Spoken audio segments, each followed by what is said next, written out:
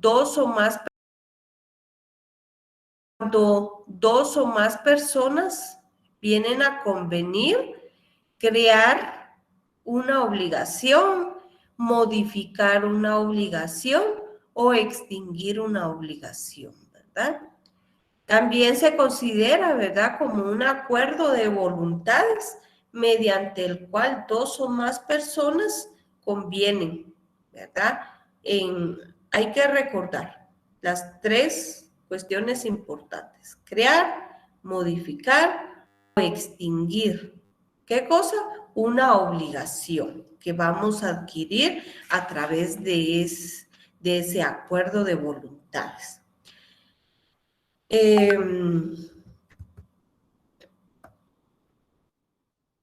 Este contrato prácticamente nos muestra tres elementos, ¿verdad?, que lo van a conformar. Y en este caso, pues el primer elemento es el acuerdo de voluntades, ¿verdad?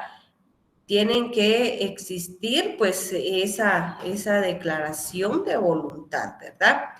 En cuanto al segundo elemento, pues es que han de haber dos o más personas que van a realizar, ¿verdad?, esos acuerdos de voluntad.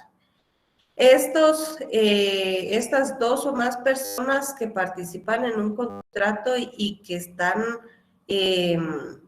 acordando su voluntad, pues convienen, ¿verdad?, ya sea en crear esas obligaciones o en modificar algunas que pues ya tienen, o en extinguir, ¿verdad?, porque también se pueden acabar a través de un contrato pues ciertas obligaciones con las cuales uno cuenta.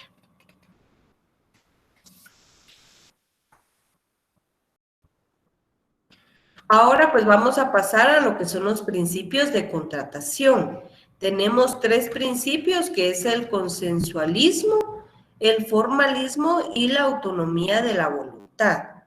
En este caso, pues el consensualismo lo encontramos regulado en el artículo 1518 del Código Civil.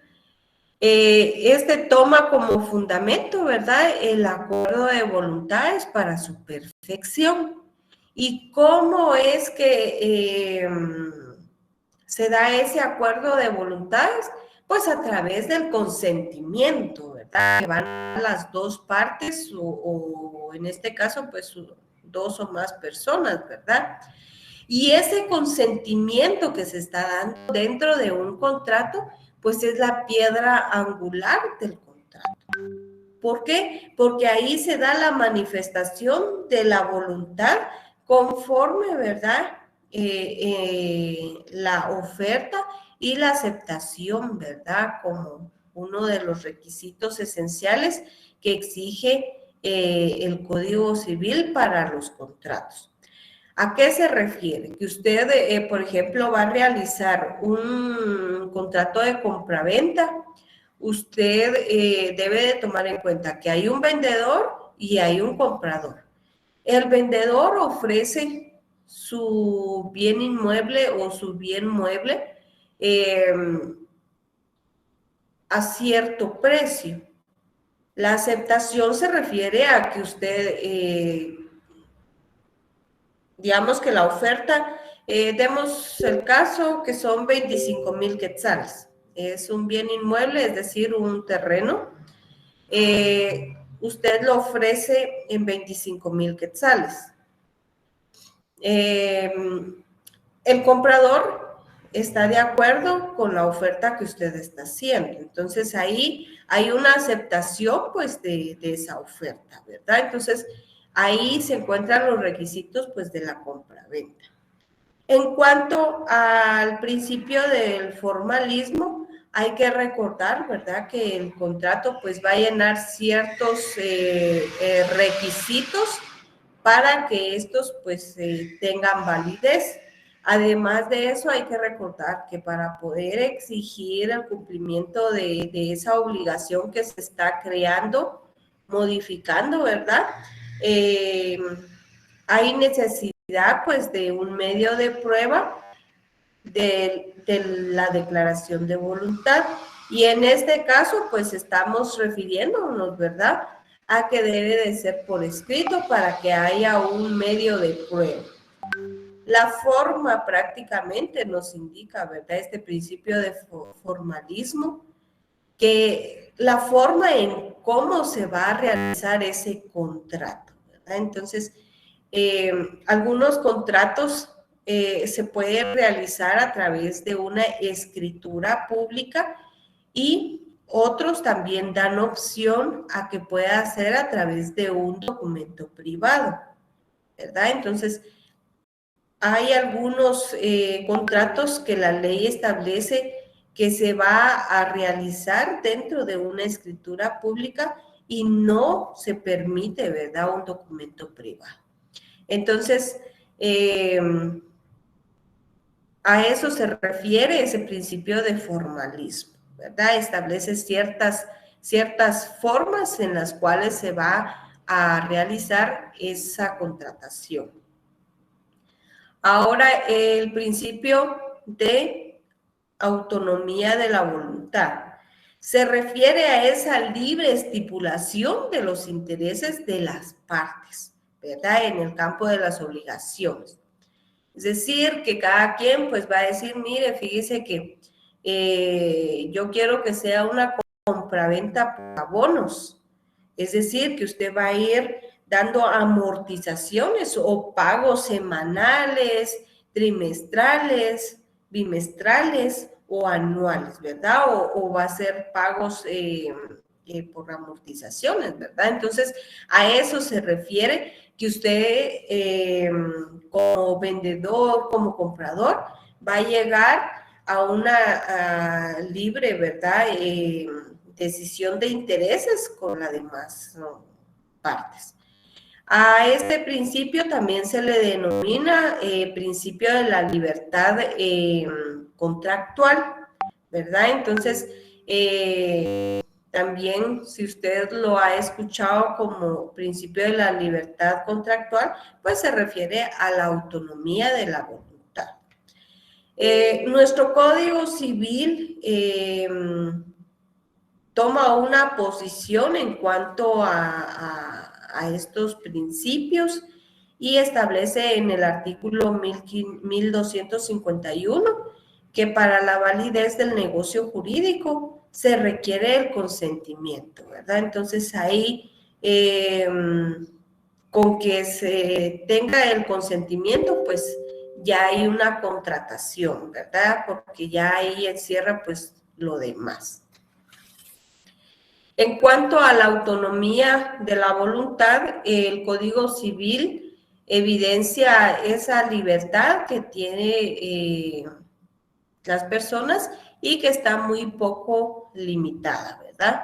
Entonces, en este cuerpo legal se puede ver esas normas supletorias que se aplicarán en defecto, ¿verdad?, de la voluntad de las partes.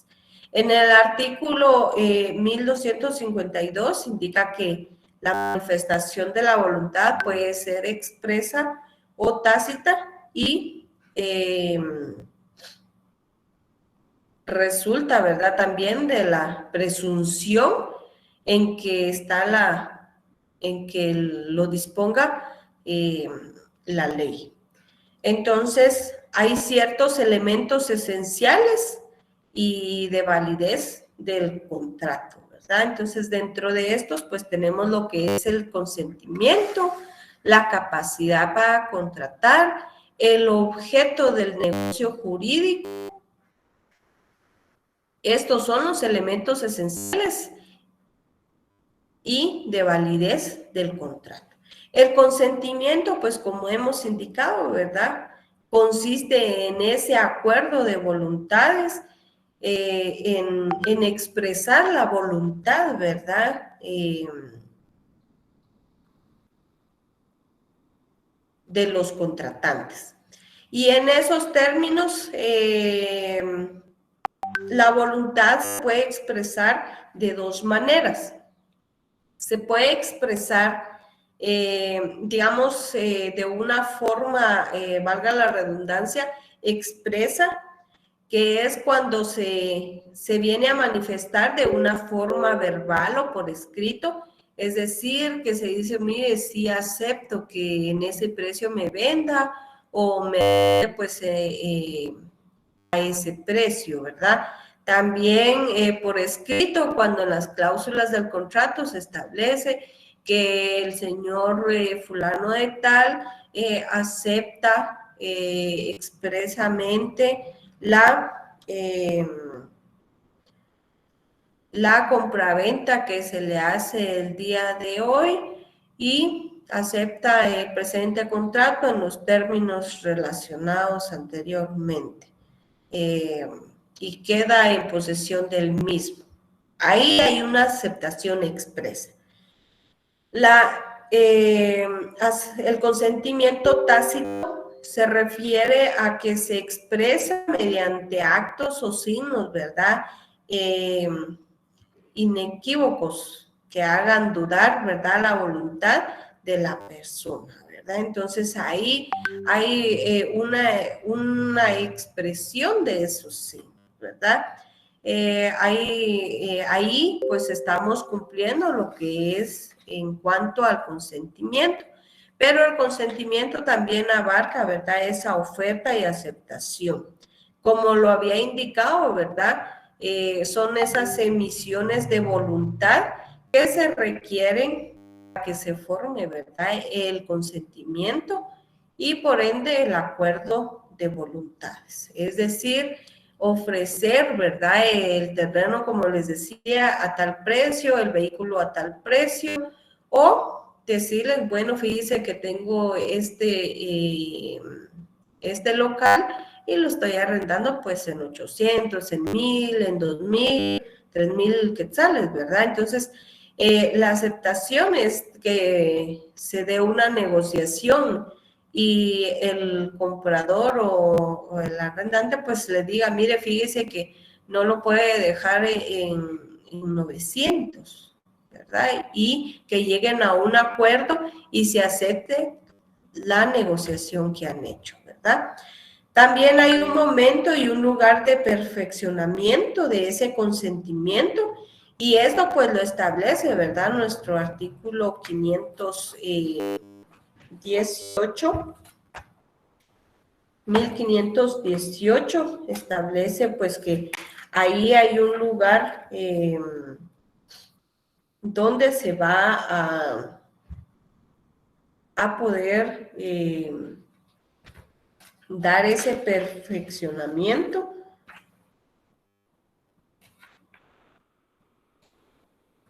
del contrato. Los contratos se perfeccionan por el simple consentimiento de las partes, excepto cuando la ley establezca determinada formalidad para requisito esencial para su validez. Entonces acá nosotros pues debemos de tomar en cuenta que ese momento y lugar del perfeccionamiento es al momento, ¿verdad?, de la redacción de ese contrato, cuando plasmamos pues nuestra firma, ¿verdad?, que ahí está ese consentimiento, el lugar donde estamos realizando ese contrato.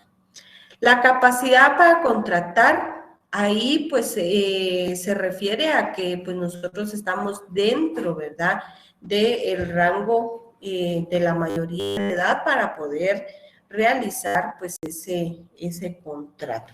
El artículo 254 establece que toda persona es legalmente capaz para hacer declaración de voluntad en un negocio, salvo a aquellas a quienes la ley declare especialmente incapaces.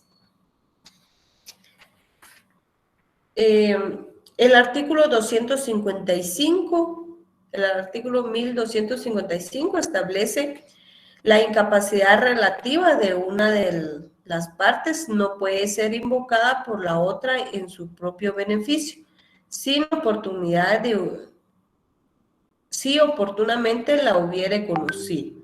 En este caso, ¿Quiénes son incapaces relativamente para poder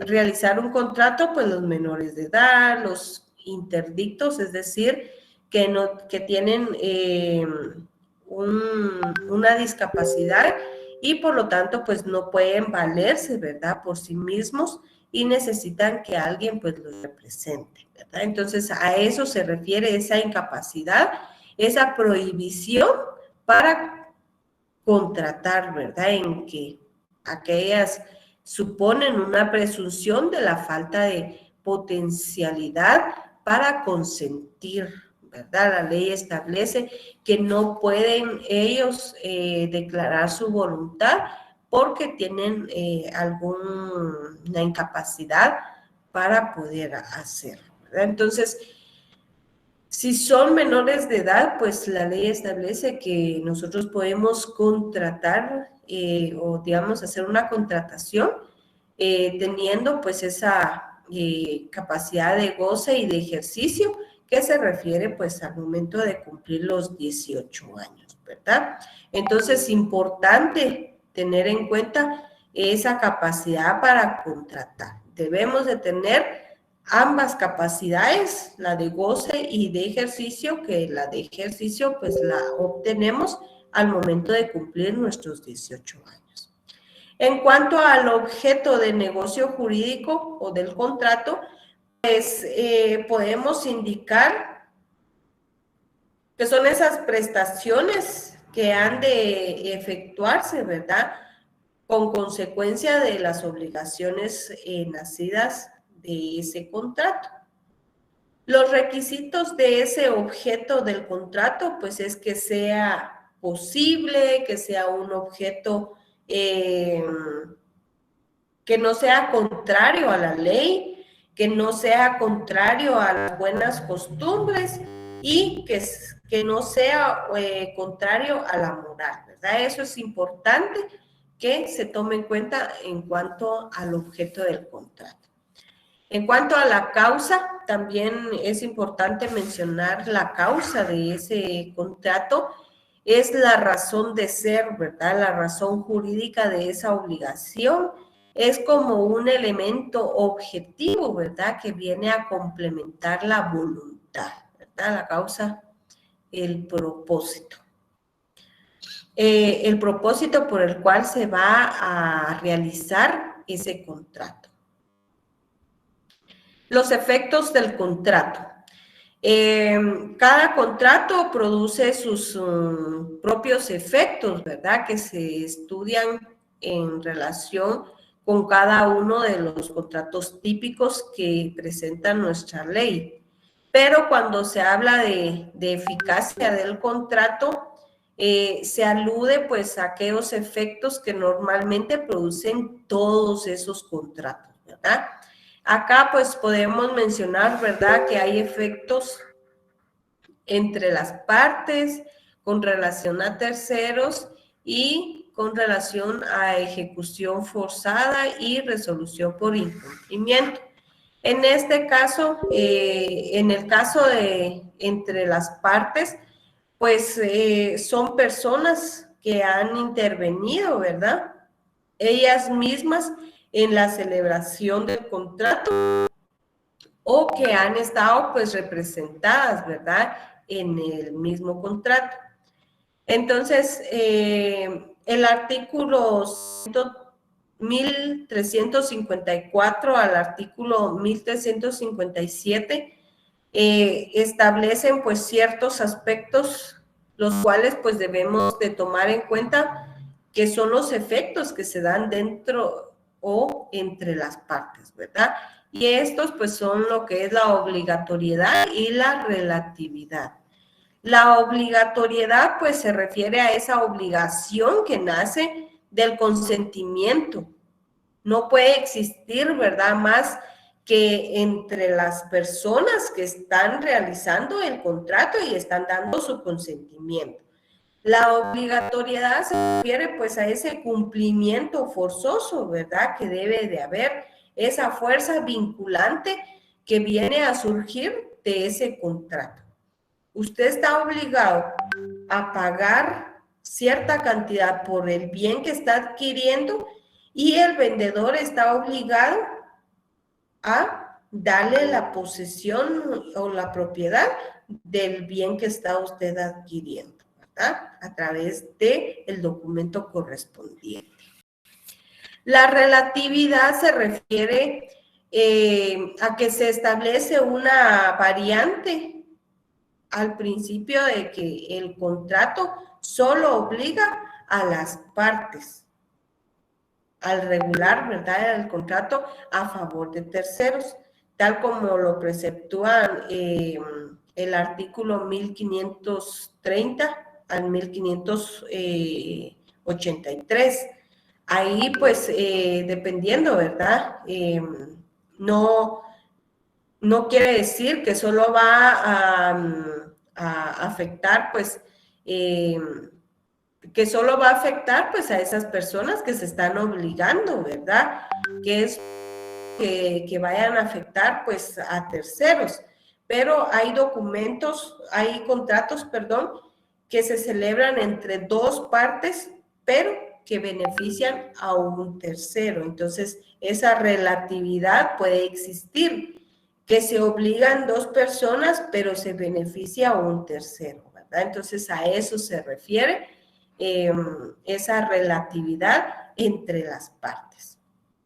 Ahora, esos efectos que tiene en cuanto a la relación a terceros, hay contratos a favor de terceros, como les indicaba, ¿verdad? El que estipulare a favor de un tercero tiene derecho a exigir el cumplimiento de la obligación.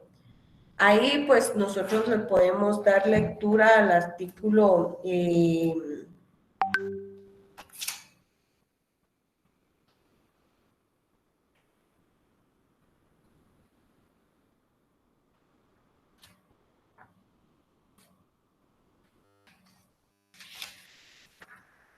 1531, el que estipulare en favor de un tercero tiene derecho a exigir el cumplimiento de la obligación, ¿verdad? Entonces ahí es importante, ¿verdad?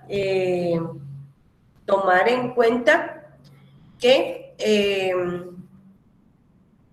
ese tercero puede exigir que se cumpla ese contrato a su favor, ¿verdad?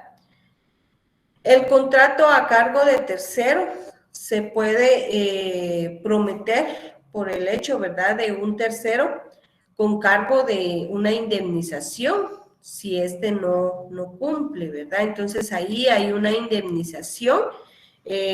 Acá pues encontramos en el artículo 130, contrato a favor y a cargo de tercero, se puede prometer por el hecho de un tercero con cargo de indemnización. Si este no cumple, la responsabilidad del promitente cesará desde el momento en que el tercero acepte la obligación, ¿verdad? Entonces ahí hay un tercero que también se obliga a un cumplimiento de contrato.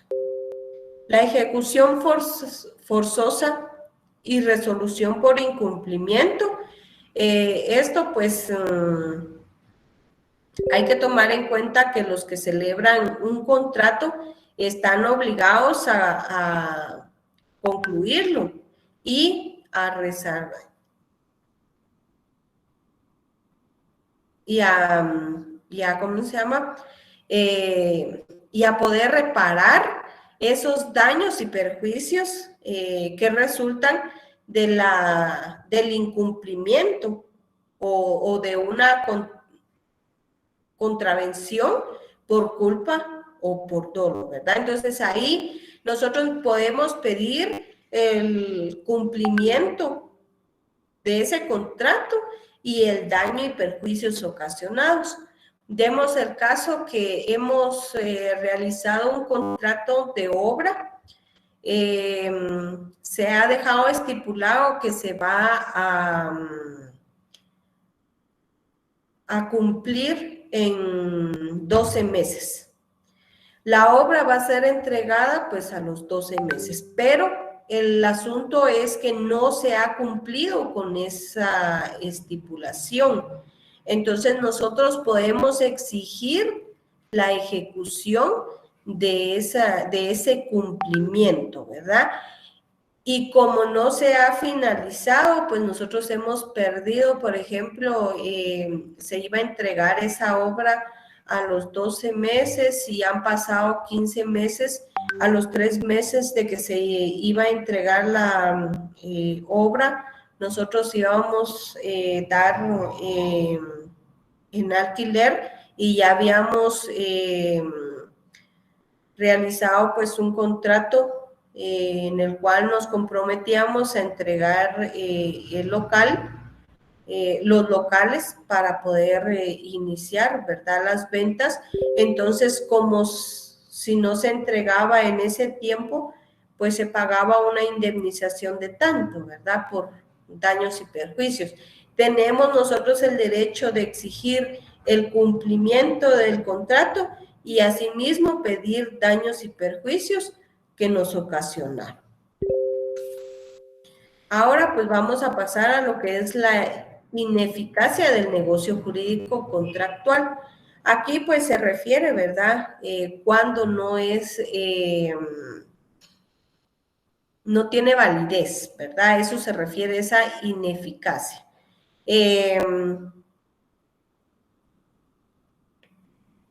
Existe esa ineficacia cuando los negocios jurídicos o los contratos no producen los efectos propios de su naturaleza, ya sea por causas que intervienen inicialmente o bien con posterioridad a su celebración, ¿verdad? Se dice que son ahí ineficaces. Hay ineficacia por nulidad, rescisión, resolución y revocación. Esa nulidad es la ineficacia de un acto jurídico como consecuencia de la carencia de alguna condición necesaria para poder ser válida la forma o fondo de un contrato. Entonces, ahí pues algún requisito se nos pasó y no es válido. Hay una nulidad absoluta y una nulidad relativa. Esa nulidad absoluta pues se refiere al grado mayor de imperfección, ¿verdad?, de ese contrato, porque priva a este de todo efecto como si no se hubiera realizado, ¿verdad? Entonces es importante tomar en cuenta esto. Es decir, que falta alguno de los elementos que la dogmática exige para que el mismo quede válidamente constituido. Por ejemplo, no hay consentimiento. Es necesario que haya un consentimiento para que se pueda perfeccionar ese contrato, ¿verdad? Entonces, importante esa parte. Nulidad relativa, un negocio jurídico es anulable cuando aún produciendo sus efectos propios, estos pueden cesar en virtud de una acción judicial ejercida, ¿verdad?, por quien alega la existencia de vicios o defectos en la Constitución. Es decir, que pueda ser que una persona haya sido amenazada, ¿verdad?, que debe de realizar la compraventa del bien inmueble, porque si no van a matar pues a un familiar, entonces firma. Ahí está viciado el consentimiento. También, por ejemplo, por error, le dicen, mire, fíjese que le voy a vender, pues el terreno está ubicado acá y esto, y usted nunca fue a ver el terreno, ¿verdad? Pero cuando se da cuenta, pues no era esa la ubicación, sino que era otro terreno, el cual pues no es el que le habían prometido, ¿verdad? Entonces ahí hay un vicio. Por eso hay una nulidad relativa.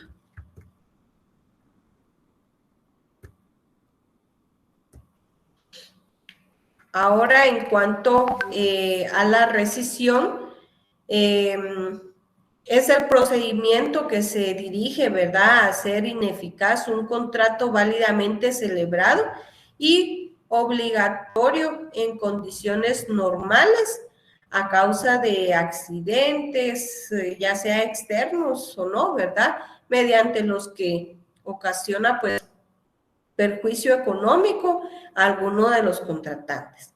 Hay rescisiones voluntarias y rescisiones judiciales, legales o forzosas. La rescisión voluntaria es un mutuo consentimiento de las partes, ¿verdad? Decidieron que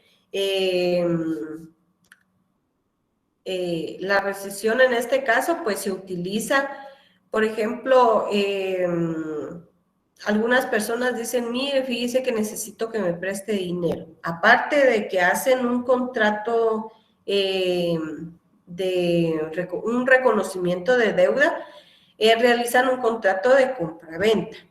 ¿Por qué? Porque ellos dejan como garantía el terreno. Entonces, como él ya canceló, entonces se rescinde esa compraventa para que regrese nuevamente al estado que estaba antes, ¿verdad? La rescisión judicial, esta pues es declarada por un juez a través de un juicio sumario en el cual pues ordena la disolución del negocio o contrato jurídico, ¿verdad? La rescisión legal o forzosa pues ocurre por circunstancias fortuitas, ¿verdad? El cumplimiento de la obligación se tornó imposible, ya no se pudo realizar, ¿verdad? Porque es imposible, entonces ahí se le solicita a un juez que lo declare y se haga pues una rescisión forzosa, porque no se puede realizar. En cuanto a la resolución, es una forma de extinción de los contratos demandable, ¿verdad?, por uno de los contratantes, cuando en los contratos bilaterales la prestación de su cargo se tomara excesivamente, ¿verdad?, oneroso, por acontecimientos extraordinarios, ¿verdad?, e imprescindibles, o por causas extrañas al riesgo, ¿verdad?, propio del contrato.